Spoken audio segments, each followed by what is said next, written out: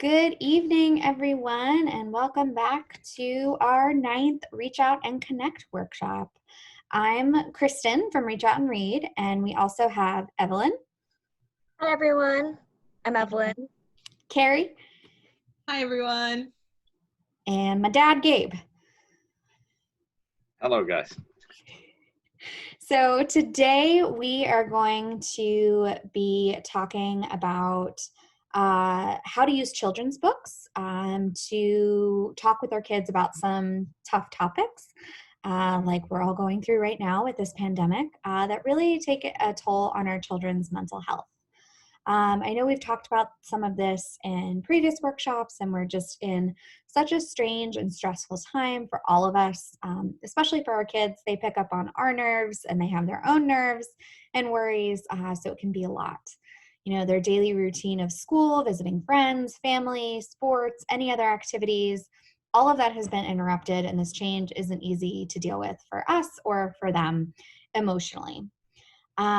We've talked a little bit with North Shore Animal League and their Mud-A-Grease program on social emotional learning. And this is a bit of a deeper dive into mental health and emotions. And this topic was actually suggested by some of the pediatricians who we work with based on feedback they've gotten from the families that they serve, their patients, who are very, very worried about their kids' mental health during this time. Buenas noches.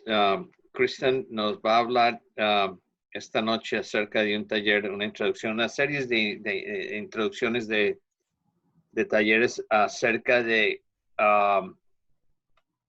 cómo hablarle a los niños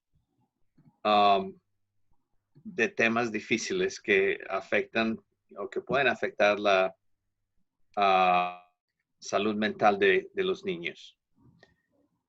Ella dice que como se discutió en talleres pasados, es un tópico que es un poquito difícil, pero que es también estresante, por lo que el tiempo que estamos pasando nosotros ahora, y especialmente estresante para los niños.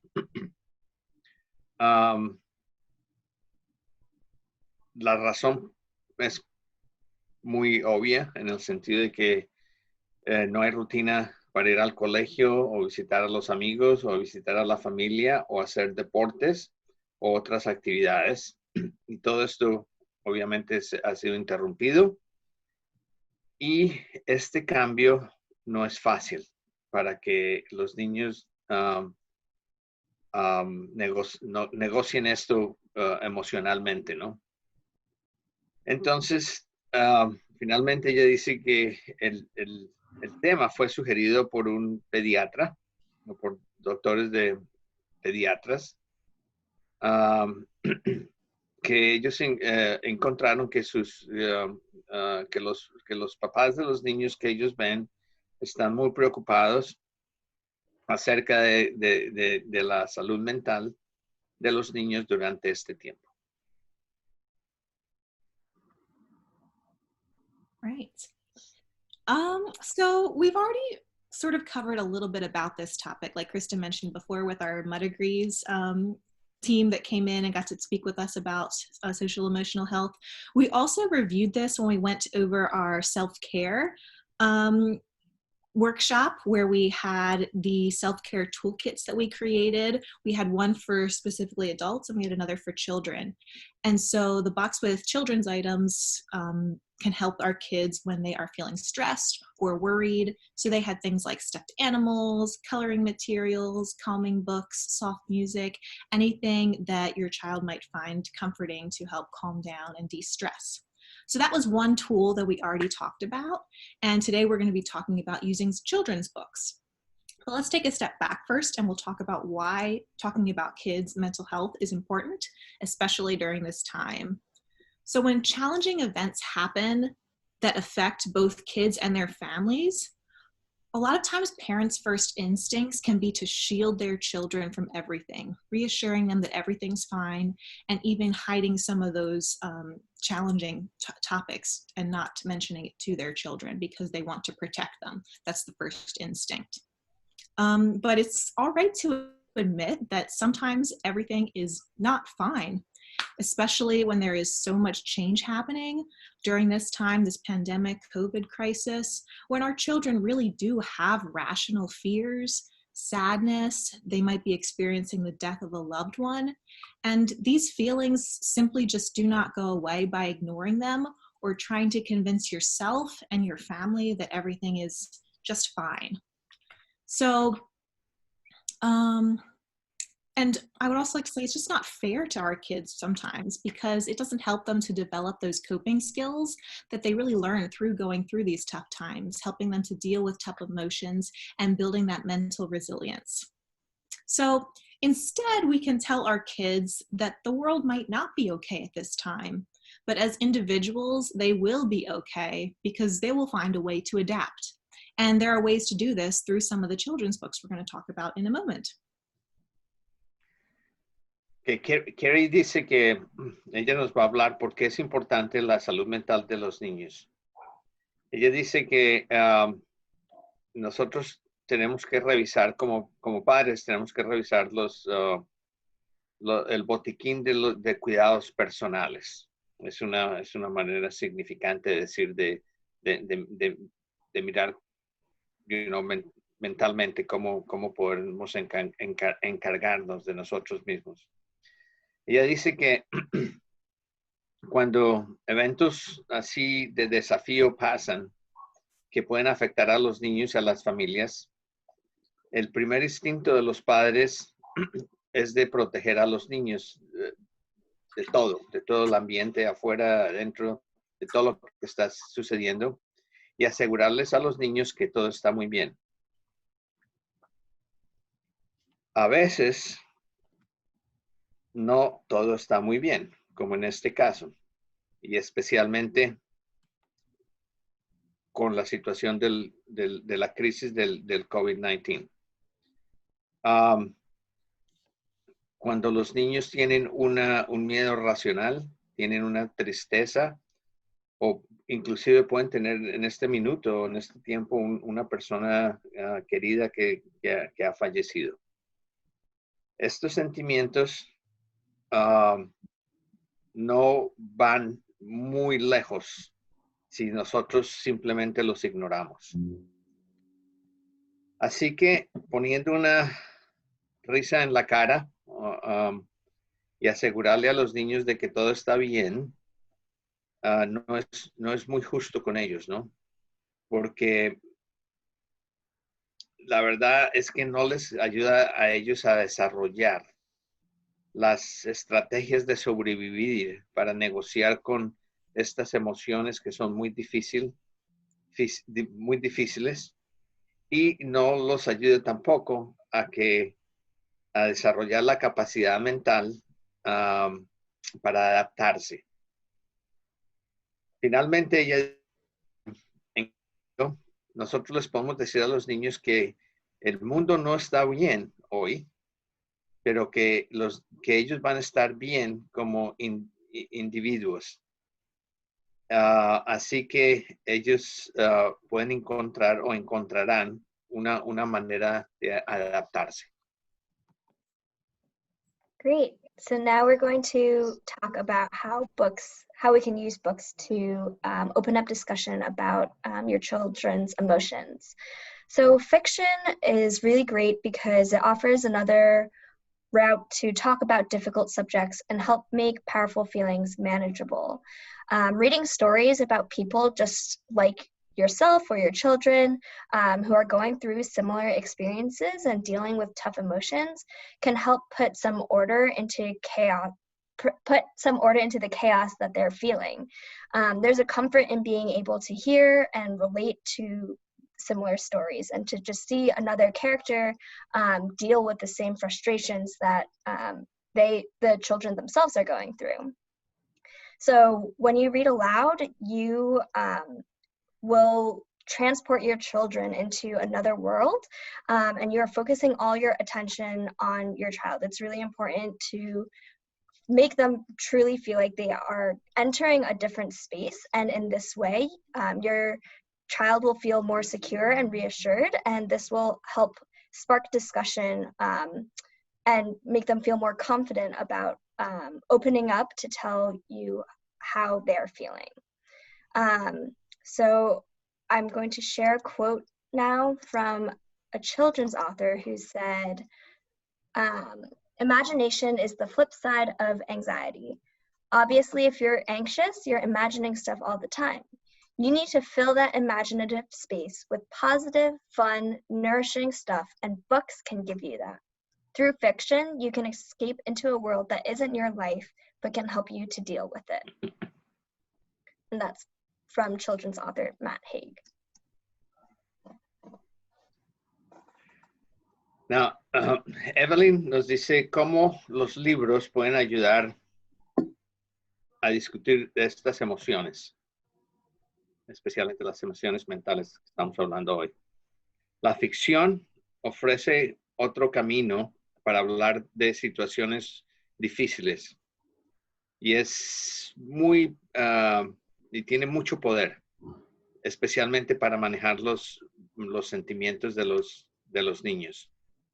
Leer historias acerca de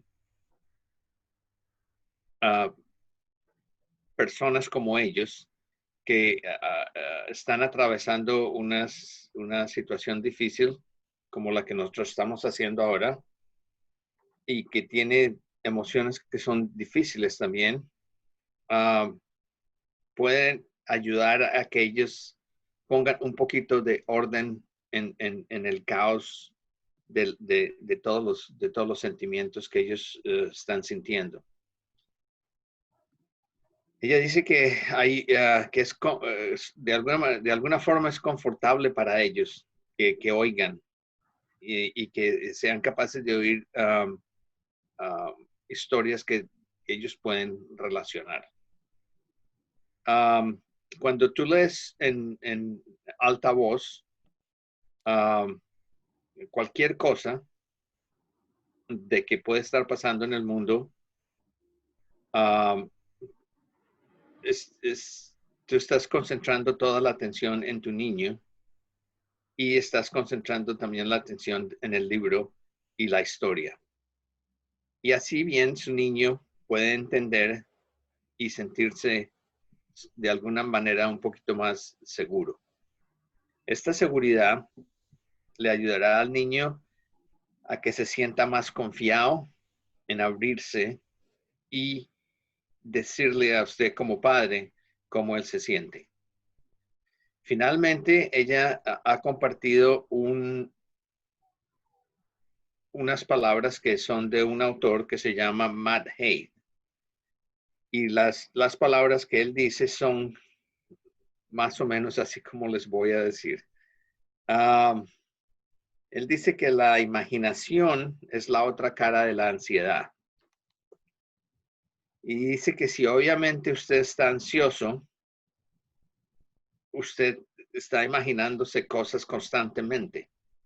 Entonces lo que necesita hacer es llenar esta imaginación o este espacio de imaginación con cosas positivas, cosas divertidas, cosas que lo alimenten a usted mentalmente. Y ella dice que estos libros, él dice que libros le pueden ayudar a que usted logre eso. Él dice que a través de la ficción usted se puede escapar a un mundo que es no su vida, pero que le puede ayudar a negociar la vida que usted está viviendo ahora mismo con esto. Okay. So we created a list of books for you to take a look at that talk about different emotions. I'm going to share my screen. These books, which we will share out, They're highlighted in blue because they lead to links of YouTube videos, so you can watch the book be read, because we know not everyone has access to books right now. Really, none of us have ways of getting books right now, unless you take your child to a well checkup at a Reach Out and Read clinic where they can get a book. But as you can see here, we have books about fear, books about death, books about illness, books about sadness, and then just books about feelings. And some of these are in Spanish as well. Kristen tiene esta lista aquí arriba de libros que le pueden ayudar a hablar acerca de todos estos sentimientos difíciles que hablamos anteriormente. Ella realza especialmente los que están en azul, porque son libros que pueden ser de cosas felices, pueden ser cosas tristes, y en general hay una variedad en donde hay una mezcla de sentimientos con todos estos libros. Y al final que son muy pertinentes, ¿no? a la situación que estamos viviendo y la salud mental de los niños. Now I'm going to highlight a few books that I really enjoy, and I think you will as well. Let's see. So this one here is called The Boy, the Mole, the Fox, and the Horse. And I won't play it, but I stopped on this page because it says, "What do you think success is?" asked the boy, and he's asking the mole. You can see the little mole right there. "To love," said the mole. And I think this is something really important to highlight, because success right now is loving.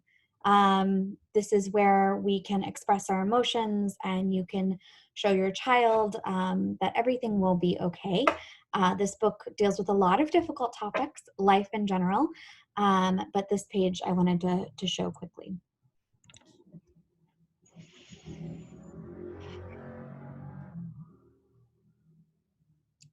Then, or Dad, do you want to translate that quickly? Este libro que ella tiene aquí es un libro muy especial porque tiene un tópico que a ella le gusta mucho acerca del amor. Especialmente lo que dice el libro aquí es que ¿cómo se siente usted acerca de un niño y que el amor es todo en este momento? So one other book I will share as well is When Sadness is at Your Door. And this shows, again, just one spread. It says, when sadness is at your door, it follows you around. And right now, sadness might be following us around, and that's okay. This book talks about how sadness can follow you around and how you can start feeling better. And ways to, you know what, if sadness is following you around, recognize that sadness, talk about it. What's making you sad? Why is it making you sad? How can you make yourself feel better? And then I'll show you one more book because this one has fun rhyming that also talks about ways to make you feel better in a very silly way, which is Pout Pout Fish. And this reading is all done in rhyme. But along comes a jellyfish. He floats through the ocean. His tentacles are trailing in a gentle locomotion. Hey, Mr. Fish, with your daily scaly scowl, I wish you wouldn't greet us with a grimace and a growl. Says the fish to his friend, Mr. Jelly, I agree. I'd like to be more friendly, but it isn't up to me. So what? By the end, Pout Pout, who has a pout on his face, a sad face, talks about, you know, how to be happy, and that's something to talk about now as well. Christian habló de 2 libros. El primero es acerca de la tristeza en que estamos viviendo hoy en día. Y ese mamarracho que ves ahí como en verde es la tristeza, es la representación de la tristeza. Pero ella dice que hay maneras de cómo explicarlo a los niños y de alguna forma de moverlo alrededor. El siguiente libro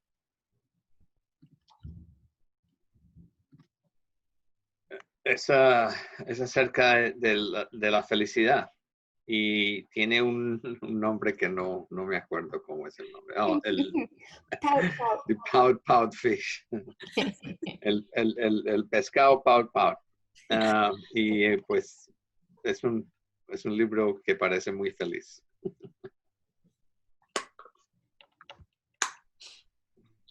All right.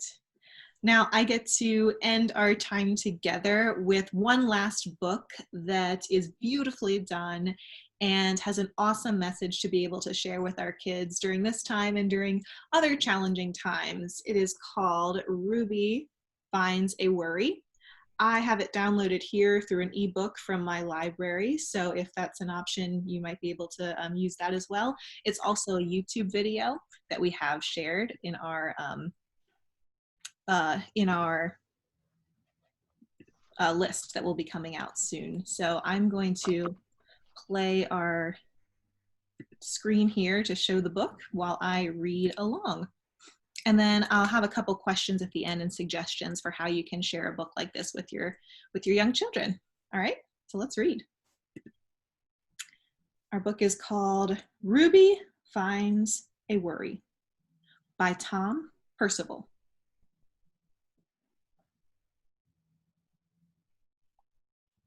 Ruby loved being Ruby. She loved to swing up high, and she loved to explore wild, faraway places. Sometimes she even went all the way to the very bottom of the garden. Ruby was perfectly happy until one day she discovered a worry. It wasn't a very big worry.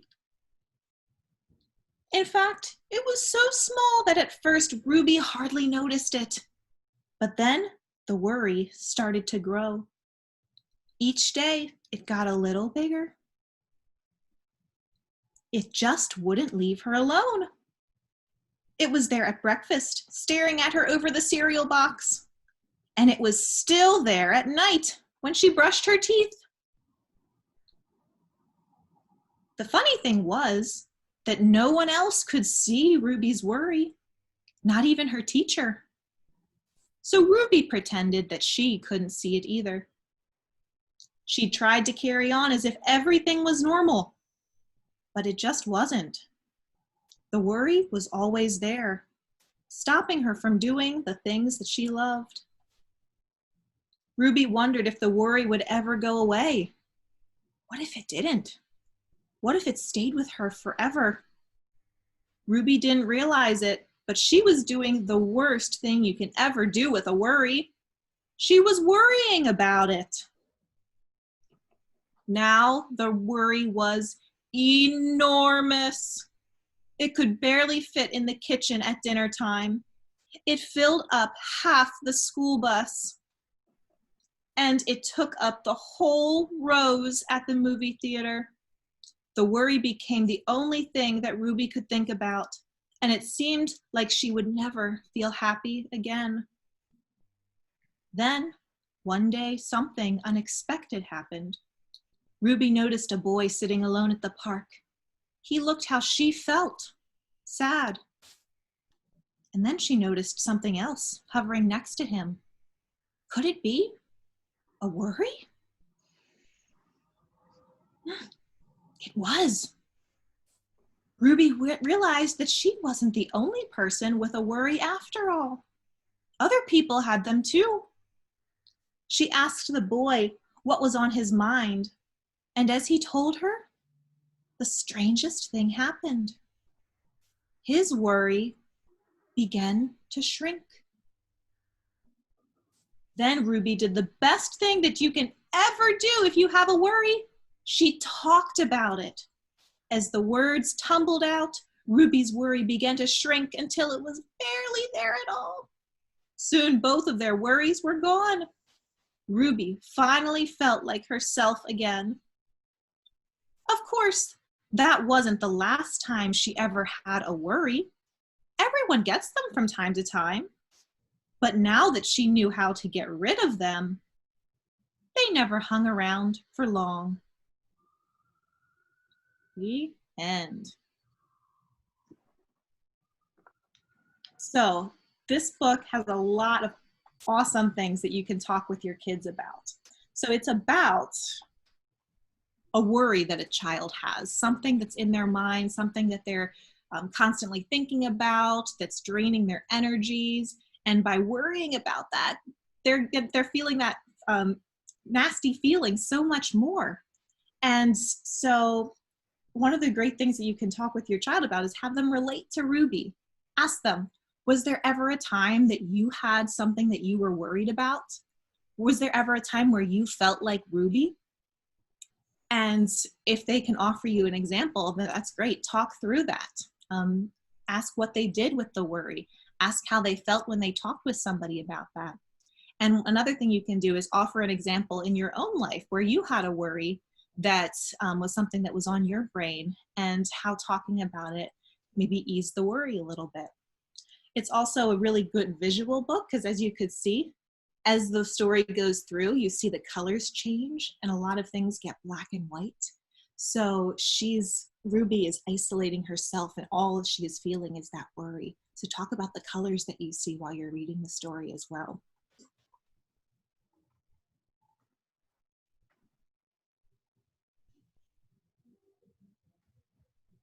Do you want to translate that last part? Is that all right, Gabe? Did you catch some of that? The colors and then talking about worries. No.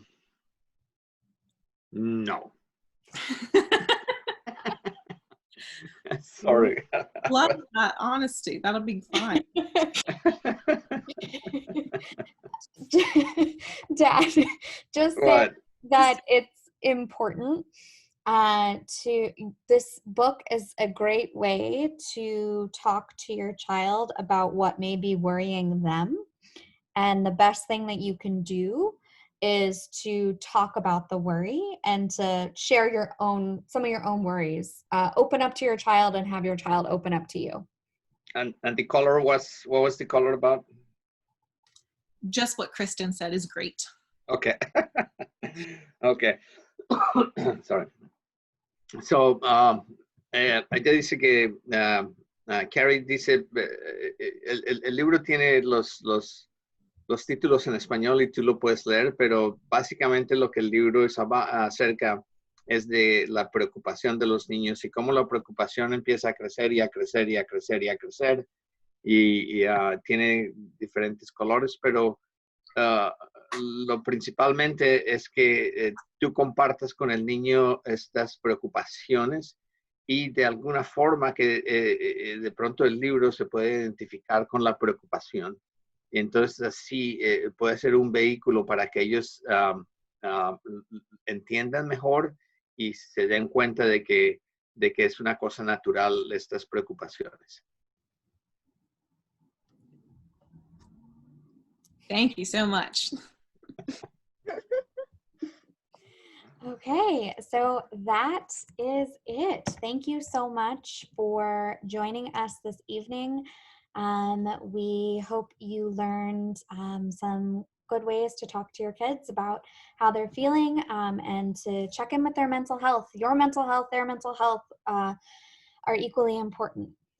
So books are a great way to do that. And as always, we have many resources on our website as well as on our Facebook page. And if you want to contact us for any reason, you can reach out to Evelyn with her email there. So thank you so much.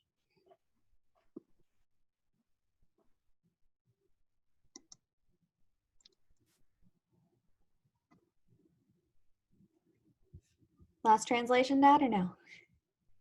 Oh. Finalmente ella dice que tiene, ella trajo ahí arriba los enlaces o los links de donde tú puedes encontrar toda la información de que estamos hablando acerca de todos estos talleres. Y ella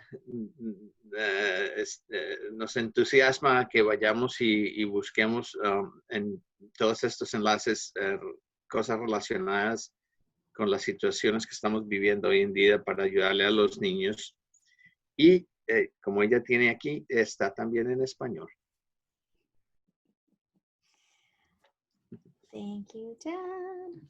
All right. Thank you, everyone. We will see you next week. Adios. Good night, everybody. Nos vemos la próxima semana.